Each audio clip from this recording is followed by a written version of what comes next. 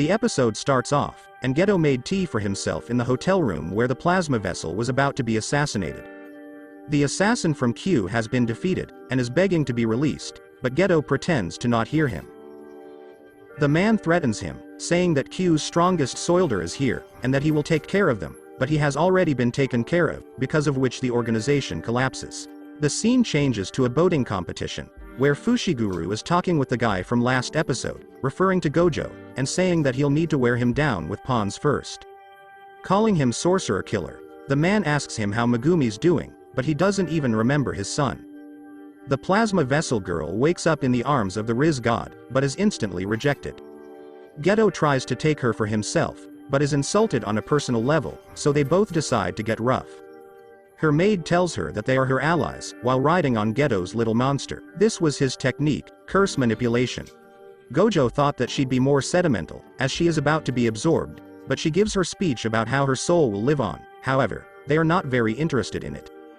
They sympathize her, saying that she probably doesn't have many friends if she talks like that, but that's when she remembers that she has to go to school. Gojo thinks that it would have been better if they went directly to Jujitsu High, but Tengen ordered that her every wish should be fulfilled, as she will never be able to see anyone after being absorbed.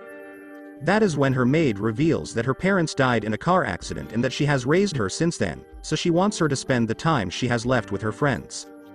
Gojo asks Geto about the spirits that he sent to watch over her, when he tells him to quickly go to her side, as 2 of them have been exorcised. The scene changes to the man who was talking with Fushiguro, looking at the screen with a timer of 48 hours and $250 for killing the girl. Meanwhile, the crew is getting to where the girl is, and Geto splits up, when Fushiguro gets call saying that the girl wasn't taken to Jujitsu High, so there is a chance that she might be killed and Fushiguro won't be able to get the money the Star Group was about to pay him, but he knows that she won't die as long as Gojo is there, as he is the first in many centuries to possess both the Sixth Eye and Limitless technique.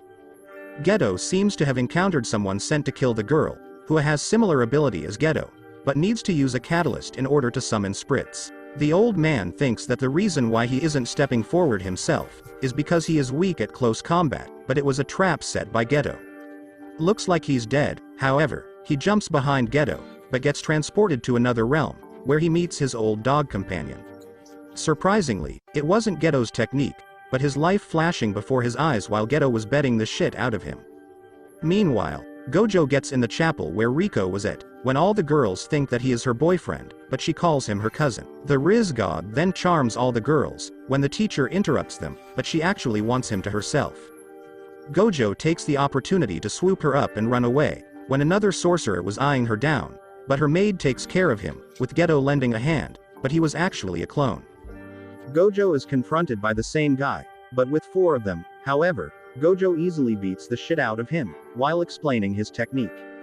Finally, he is about to finish him off with his reverse curse technique, red.